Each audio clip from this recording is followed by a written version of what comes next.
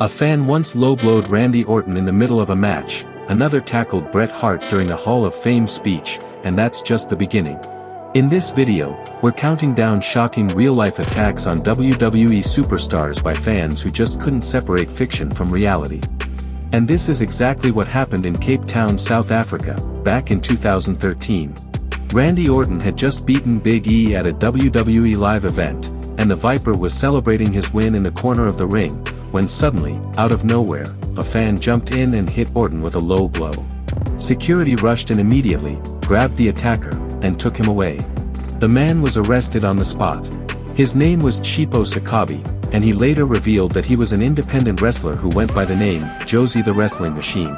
He said he wanted to get signed by WWE, and believed this was his big chance to make an impact. In fact, he had even quit his job just to attend the show. When asked why he attacked Orton, he said, "I just don't like Randy Orton. This was an opportunity for me, so I got up there and made a name for myself." Unfortunately for him, it didn't work. On August 1, 2013, he pleaded guilty in court. He was ordered to either pay a fine of 500 Rand or spend 30 days in jail. So instead of a WWE contract, he got a criminal record. This next one wasn't even during a match, but at a celebration. Bret the Hitman Hart was giving an emotional speech with his niece, Natalya, at the 2019 WWE Hall of Fame ceremony at Barclays Center in Brooklyn. But suddenly, a man tackled Bret Hart off the Hart appeared to be uninjured and continued his speech once order was restored. The attacker was identified as 26-year-old Zachary Madsen, an amateur MMA fighter with a record of 2 wins and 1 loss from Nebraska. He was arrested on the spot and charged with assault and trespassing. When questioned, Madsen reportedly said he attacked Hart because it felt like the right time. He had a history of legal trouble, including arrests in late 2018 and early 2019 for violating protection orders and stalking another MMA fighter. Bail was set at $1,500 for Madsen at the hearing. The judge also issued orders of protection barring Madsen from approaching Bret Hart. This next one will take us back to the 90s, when WWE was touring Europe, and had a show in Berlin, Germany. During that period of time, Stone Cold Steve Austin was the top man in the company, and had just ended the match by hitting both Chyna and Triple H with the Stone Cold Stunner, securing the win with a pin. The match was over and everyone was cheering, except a fan who jumped the barricade and rushed at Austin, but Triple H immediately stepped in. He grabbed the fan, slammed him to the mat, and started punching him to stop the attack. Referee Mike Chioda joined in, kicking the fan as they held him down until security arrived. Years later, Austin recalled the incident on his podcast and praised Triple H by saying, "Triple H picked that dude up, slammed him, and started punching his lights out. I couldn't do anything, but Triple H was watching my back." Triple H handled that situation like a pro, but years later, CM Punk found himself in a similar spot, only his reaction created an even bigger headline. On October 8, 2012, during Monday Night Raw in Sacramento, Vince McMahon opened the show with a State of WWE address and did not mention CM Punk among the best in the company, despite Punk being the reigning WWE champion. CM Punk then stormed the ring with Paul Heyman, angrily called out Vince, claiming he was indispensable and unhappy at being overlooked. He labeled McMahon a senior citizen, and declared himself the best in the world. After demanding respect, Punk slapped Vince across the face, prompting McMahon to propose a no disqualification match later that night.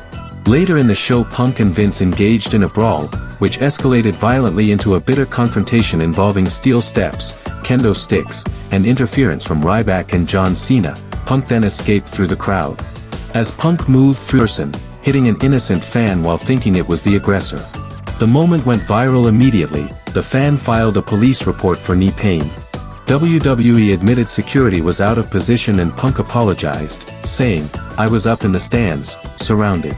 Somebody said, 'Let's push him down the stairs.' I got hit in the ribs 3 times. Then I started getting tagged in the back of the head.